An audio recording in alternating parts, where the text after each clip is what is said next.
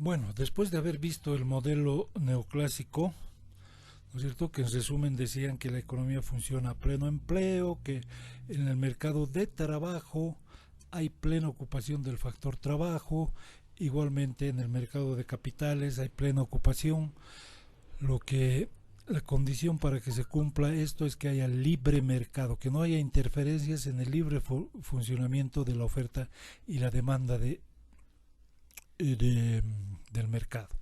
Vamos a comenzar a ver Keynes y como veíamos lo interesante de Keynes es que va a aceptar ciertas partes del esquema neoclásico y va a rechazar otras partes. Entonces en la presente clase fundamentalmente vamos a ver de dónde sale el nombre de su gran libro que escribe en 1936. No se olviden que Keynes escribe después de la gran crisis de 1929, parecida a la actual crisis que estamos viendo. Claro que no ha sido tan aguda como esta crisis, porque el año 1929 las fábricas quiebran, los obreros son botados a las calles. Dice Keynes, el problema es de demanda, falta de demanda. En cambio, en la actual crisis podemos ver que es tanto de la oferta como de la demanda, ¿no es cierto? No hay demanda, por ejemplo, de gasolina, no hay demanda porque, o digo, la oferta ha bajado porque nadie demanda carburantes, especialmente al principio de la cuarentena, la gente no cargaba gasolina en sus casos, por lo tanto, nadie se acercaba a los surtidores, ¿ya?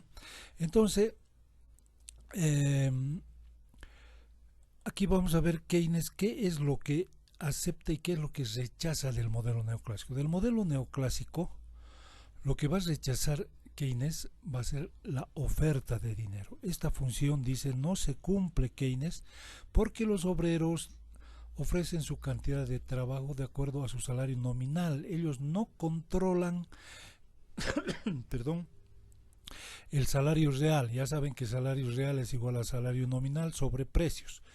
Ellos ofrecen la cantidad de trabajo que ofrecen de acuerdo a su salario nominal, pero no controlan precios. Por lo tanto, esta curva dice no se cumple esta curva de oferta de sí acepta la curva de demanda de trabajo, ¿no es cierto?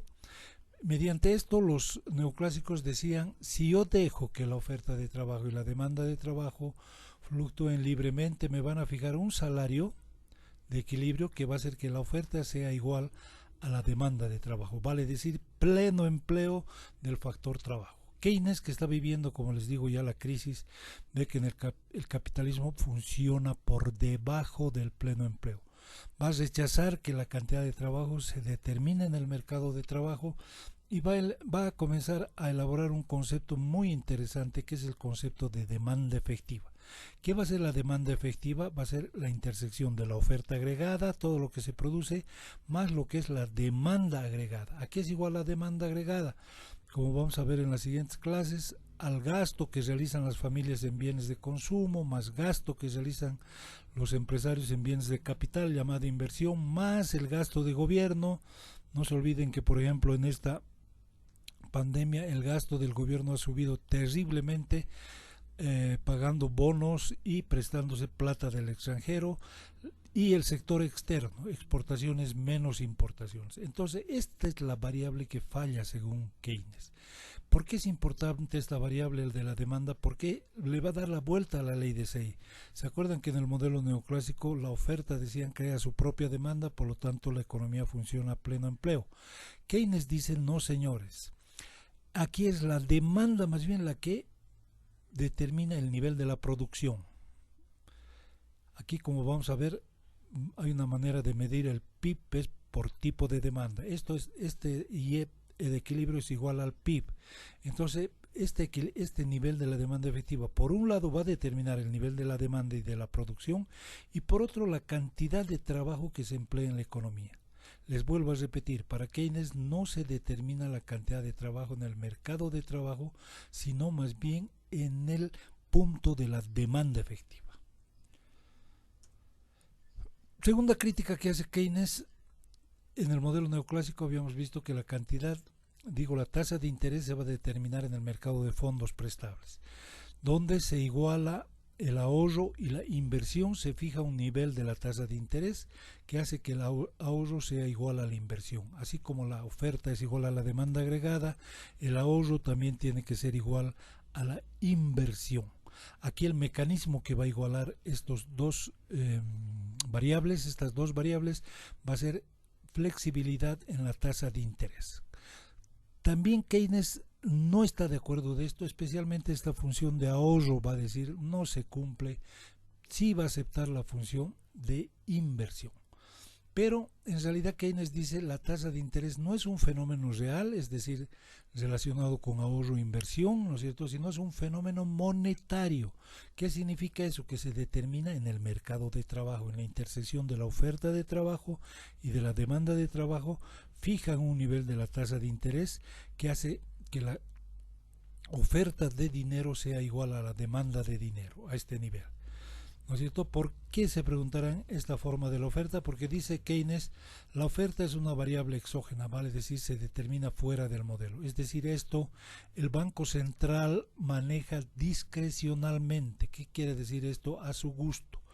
No importa cuál sea el nivel de la tasa de interés, puede estar altísimo, la oferta va a ser la misma, la tasa de interés puede estar bajísima, la oferta va a ser también la misma. Es decir, es una variable constante.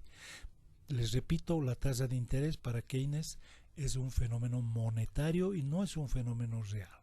Finalmente, ¿cómo va a determinar los precios? Los neoclásicos hemos visto que utilizaban lo que se llama la teoría cuantitativa del dinero, ¿no es cierto? Cantidad de dinero que circula en la economía, M por la velocidad de circulación es igual al nivel de precios por el nivel de la producción, que lógicamente es de pleno empleo.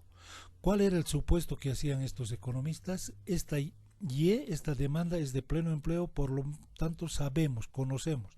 Y en una economía estable, donde el dinero simplemente es un elemento neutro, la velocidad, el número de veces que circula el dinero de mano en mano, esta pequeña, es también una constante. Conclusión, el precio es función positiva de la cantidad de dinero. Explicación monetarista de la inflación. ¿Por qué hay inflación?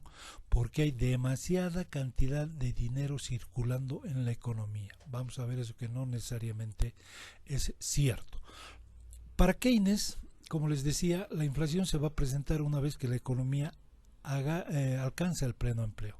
Por lo tanto, esto, como la economía ya no funciona a pleno empleo, es decir, esta Y ya no es una constante, sino es una variable, y como Keynes, vamos a ver luego, incorpora un motivo muy importante para demandar dinero, que es el motivo especulación, la velocidad de circulación del dinero también se vuelve una variable. Por lo tanto, esto ya no le sirve a Keynes para calcular el nivel de precios. Para Keynes, los precios van a estar en función de los salarios, salario nominal sobre salario real. Como les decía, ¿cuál es la concepción que tiene Keynes de la inflación? Que solamente se va a presentar una verdadera inflación cuando la economía ya esté a pleno empleo.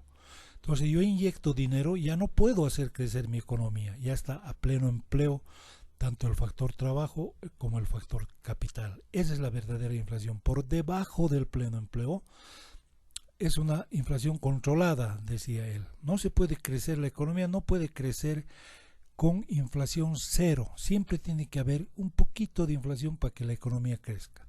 Al contrario, van a venir después, en el último capítulo, como vamos a ver, los monetaristas, y van a decir, no señores, el objetivo de política es mantener cero de inflación. No importa que la economía no crezca, haya recesión económica, como ha sido los años de 1985, cuando se aplica el 21.060, que toda esa década casi hay un estancamiento del crecimiento del PIB. Pero lógicamente el 21.060 logra bajar la inflación. Entonces, en las próximas clases vamos a ir viendo concretamente los componentes de la demanda agregada, el consumo, la inversión, gasto de gobierno y el sector externo. Entonces, hasta la próxima clase.